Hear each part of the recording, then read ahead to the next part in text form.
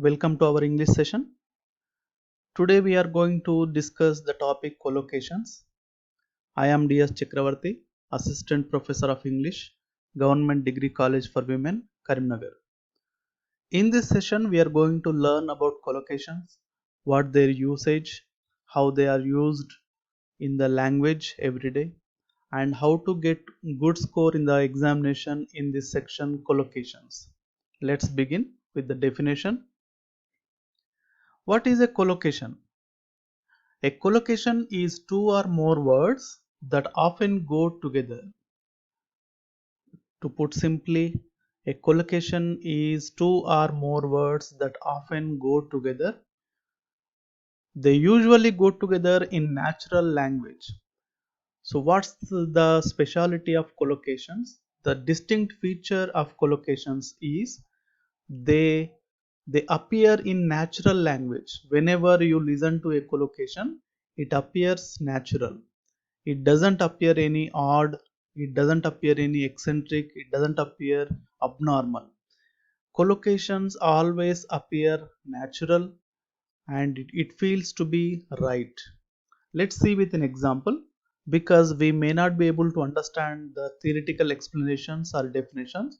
So let's see some examples, and before that, once again I would like to emphasize collocations sound right. That means whenever you listen to a collocation, it appears to be correct. It doesn't seem any odd type of thing.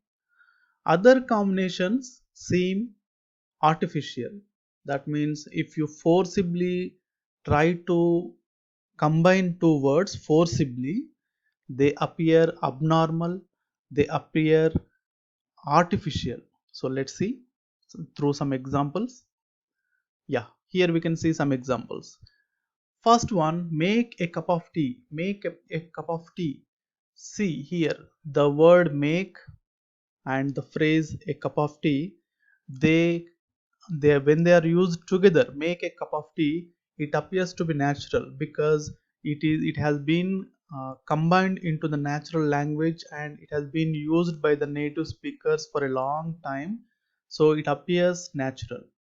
If we try to replace the verb make with another verb like do, then it appears some kind of odd, something abnormal, like do a cup of tea. I would like to do a cup of tea. It seems abnormal. You don't feel right. So make and a cup of tea. This combination is called a collocation. Next one, do your homework. Just we are going to see the opposite example of the first one, previous one. So here, do your homework. So the verb do is combined with the phrase your homework. That means whenever we have to use this context, whenever we use the in the context of completing the homework, we usually use the phrase do your homework. And if we try to replace the verb do with make, then it appears some odd, something like something abnormal, like make your homework. So it seems odd, you don't understand what you're talking about. Do and homework have been, it has been used for a long time, so this combination goes well. It appears to be so natural. So this is these are the two examples of collocations. Let's see some more. Just now we were discussing about natural English, and there must be something opposite to natural English, and that is unnatural English. That means if you listen to a combination of words, if you listen to a phrase and you feel it is of something abnormal, then we can call it unnatural English. Now, what is natural English and what is unnatural English? Those words, those collocations which have a wonderful combination and which are being used for a long time, they make a good combination. So it appears to be a good combination. It appears to be a good collocation. So we feel it's a normal combination. There is nothing new about it. There is nothing abnormal about it. For example, the fast train, fast food, these are the collocations. We use the adjective fast with train, and fast food also a collocation. Now if we try to replace the word fast with quick, then it appears to be something abnormal, like the quick train, quick food. It appears unnatural, it appears artificial. Again, if we take the examples with the word quick, a quick shower, a quick meal, these combinations work well, these combinations go well. That's why if we try to replace the word quick with fast, then it becomes abnormal. A fast shower, a fast meal. So the thing is, we need to learn collocations naturally. By learning collocations, we learn the language in a natural way. Now let's see some more examples. Now, before going into the examples, now we need to know the purpose of learning collocations. Why do we need to learn collocations? What the purpose? Now, first one, your language will be more natural and more easily understood. Whenever you use the word fast food, everybody understands them easily. Instead, if you use abnormal collocations, that is, or abnormal combinations like quick food, then it is difficult to be understood.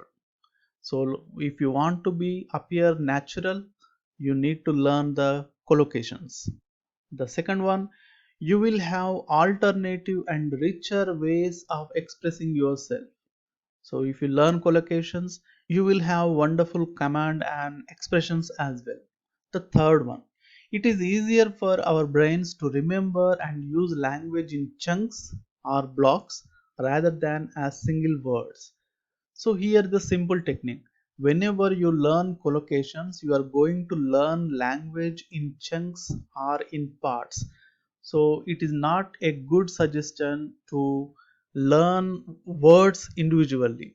Single words do not make sense, and it takes a lot of time to be proficient in English language when you try to learn English as individual words. So it is always a better technique to learn language in chunks or blocks. Now the different types of collocation and their patterns.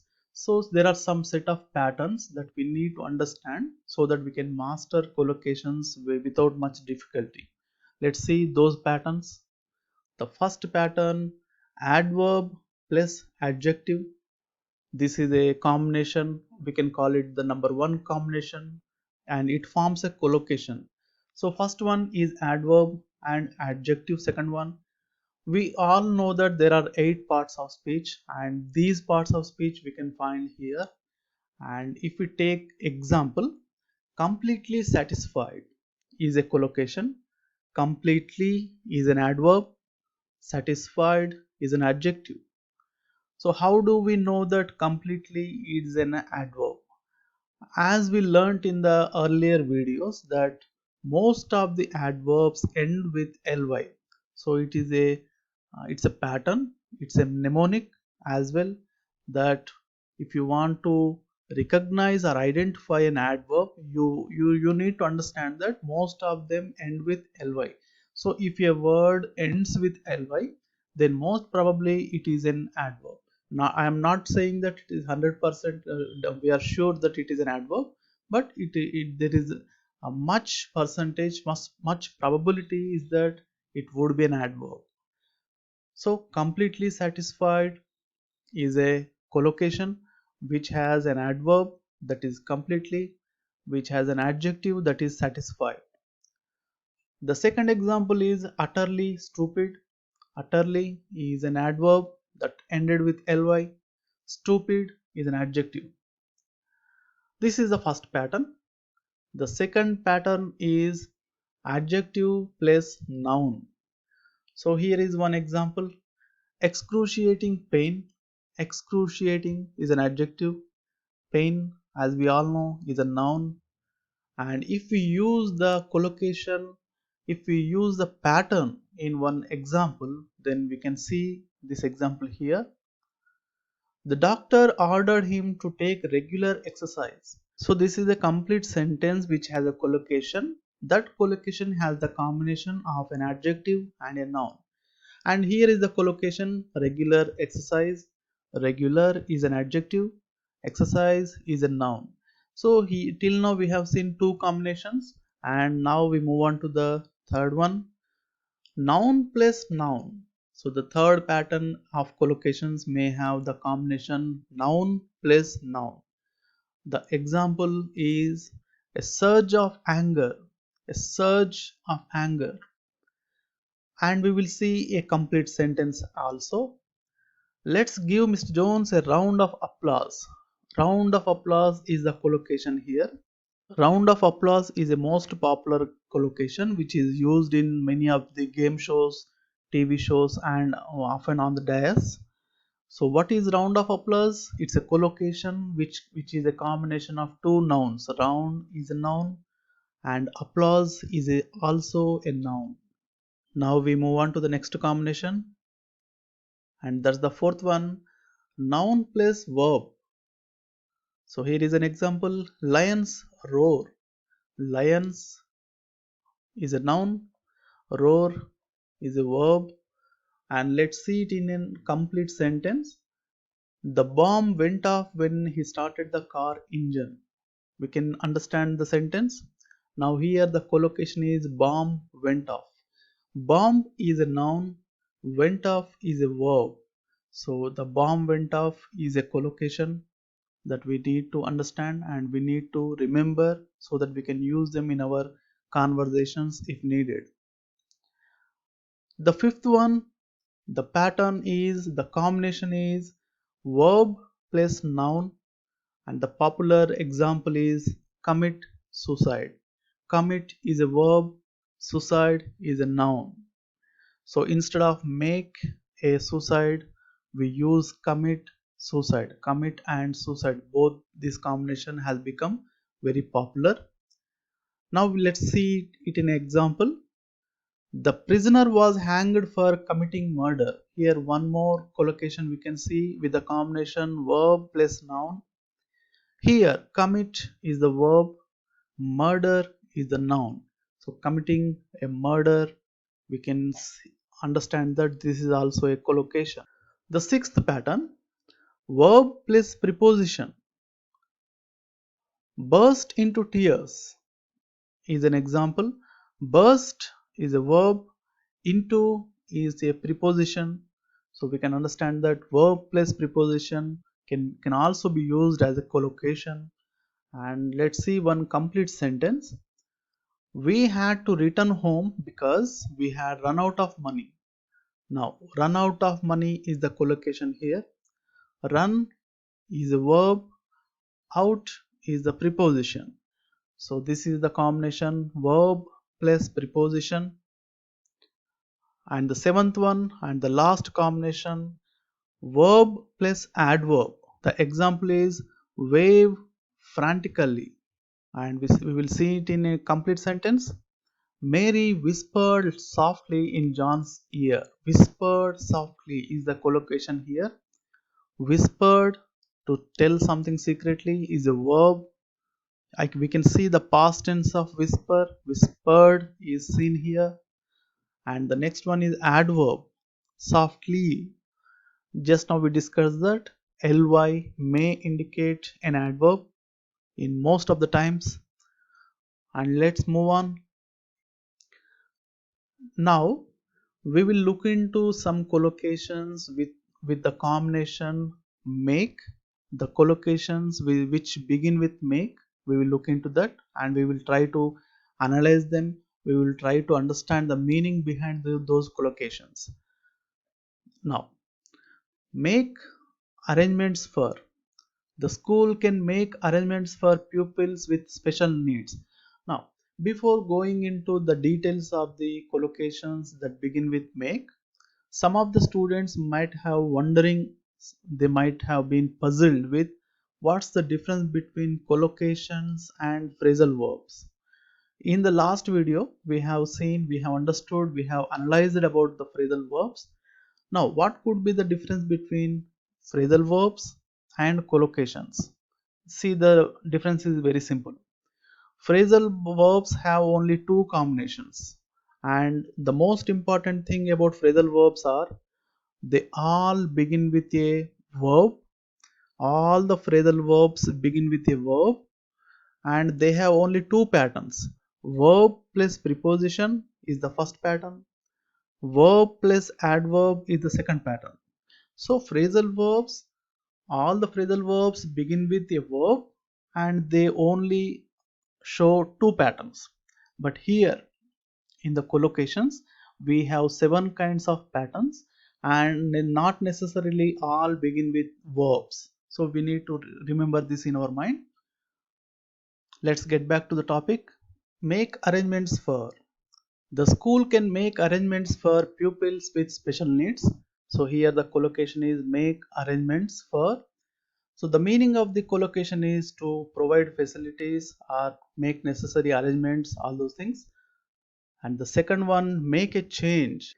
The new manager is planning to make some changes. He is planning to make some modifications, some alternate things.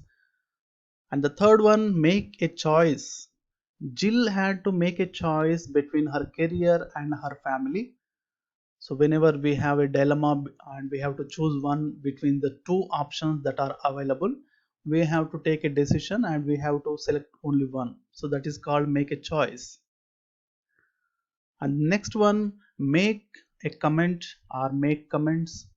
Would anyone like to make any comments on the talk?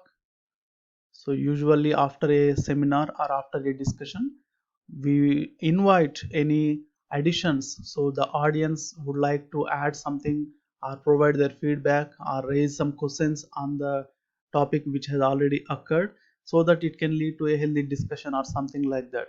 So make a comment means to add something or to say something regarding the session which has already been completed. Make a contribution to. She made a useful contribution to the discussion.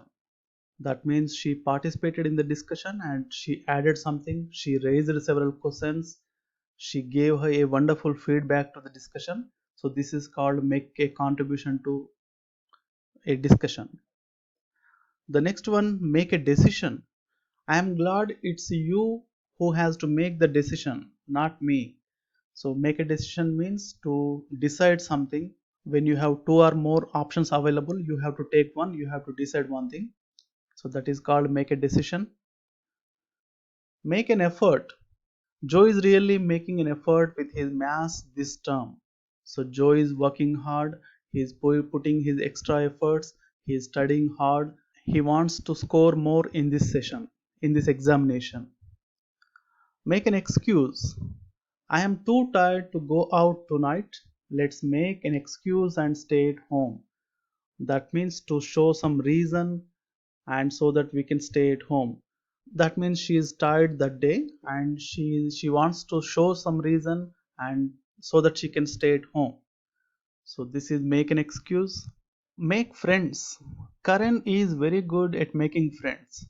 So some students, some people are very good at making friends. They are extroverts, they mingle with other persons very easily, they communicate well, they are good at small talk and they make friends very easily. On the contrary, some students, some people are of reserved nature, they are introverts and they feel it very difficult to mingle with other students or other friends and they hardly make any friends. The next one, make an improvement. Repainting the room has really made an improvement. So what happened here? They repainted the room.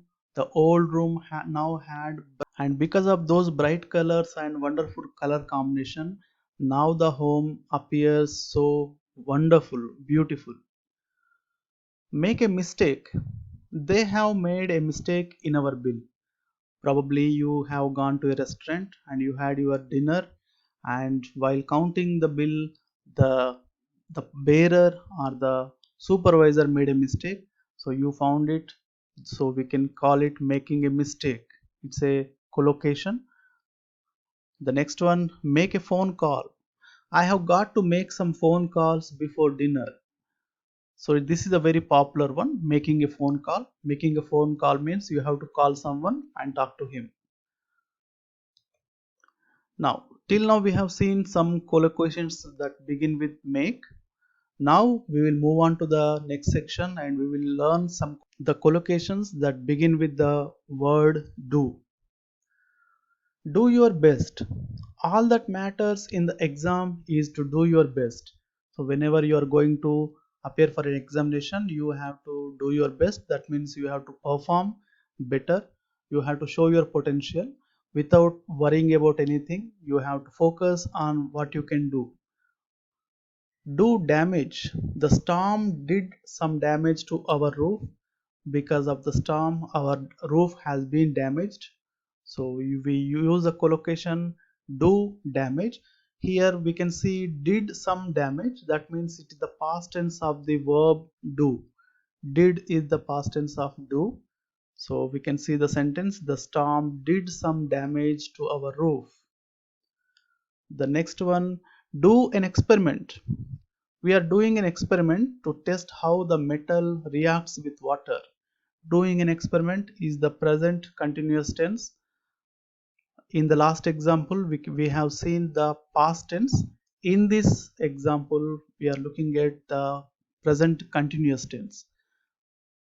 The next one, do your best, that we have seen already. The next one is do exercises. We will do some exercises practicing these collocations tomorrow. So here exercises means that we do in the classroom. We are going to do some exercises on collocations topic tomorrow. Do someone a good turn. Scouts and guides are supposed to do someone a good turn every day. That means to do something good for a stranger every day. That can be also called a random act of kindness. The next one, do someone a favor. Scouts and guides are supposed to do someone a favor every day. Both these are it appears to be same. They give us the same meaning. So we need to do some favor to every stranger that we meet on the streets, we meet in our daily life. The next one, do harm. Changing the rules may do more harm than good. If you change the rules abruptly, if you change the rules completely, absolutely, that may do more harm than good.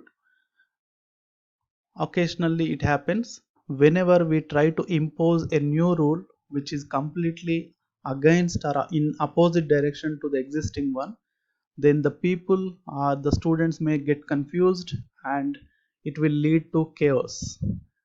So this is about do. The next one, do your hair. No, I am not ready, I haven't done my hair yet. So do your hair means to take care of your hair, combing your hair. So the next one, do your homework. My son has to do his homework straight after the school. It's a popular one. Doing your homework. Do homework is a popular collocation which we have seen so many times. This is nothing new for us. Next one, do the ironing, do the shopping, do the washing.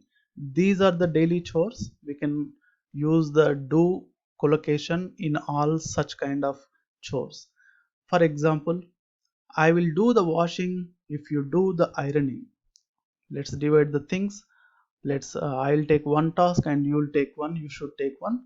I'll do the washing, you do the ironing. Do some work. We will do some work on our project and then we will go to the cinema. Do some work is also a very popular collocation.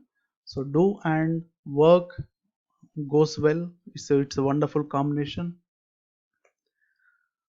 Till now we have seen the collocations which start with make and do. Let's see some more collocations which begin with the verb have. Have a baby. The meaning of the collocation, to give birth to a very young child. To give birth to a child is called is used as a collocation as have a baby. The example is, my sister had a baby boy last year. So this sentence indicates something happened last year. That's why here we use the past tense of have, that is had. My sister had a baby. That indicates the past tense. Next one, have a word, means to talk about something with somebody. So whenever you want to speak some words to tell someone something, you will ask him, can I have a word with you? ఒక్కసారి మీతో మాట్లాడొచ్చా అని అడగడానికి we use this kind of collocation. And the example is, I would like to have a word with you for few minutes. మీతో ఒక కొన్ని నిమిషాలు నేను మాట్లాడొచ్చా అని అడగడం అన్నమాట. Next one, have access to. The meaning is to be able to use or benefit from something. Having access means whether you are reachable to something or not. Here is the example, here is the sentence. No one is allowed to have access to his computer while he is away. Access means that can be reached. No one is allowed to have access to his computer while he is away. Obviously, whenever they are away, they cannot have access to their computer. It's nothing new. And the next one, have room. The meaning is to have enough space for something or someone. Here, have room means having space. Let's see an example. We have room for you in the car. That means we have space for you in the car so that you can join us. We will go together to the party. So this is the meaning behind the collocation have room. The next one, have time. The meaning is to have enough time to do something. If you have some time, then you can use the collocation have time. And the example sentence is, I usually visit my parents when I have time. Whenever I am professionally busy, I may not have the time to visit my parents, but at the weekends when I am free, definitely I am going to visit my parents. I usually visit my parents. Have an argument. Argument is some disagreement between two people. The meaning is to angrily disagree in a conversation or discussion. Angrily disagree. And the example is, they had an argument with the waitress about the bill. So they had a heated argument with the waitress about the bill. Might be there is a mistake with the bill, and whether she is unwilling to rectify the mistake, that led to an argument between the customer and the waitress. So this is having an argument.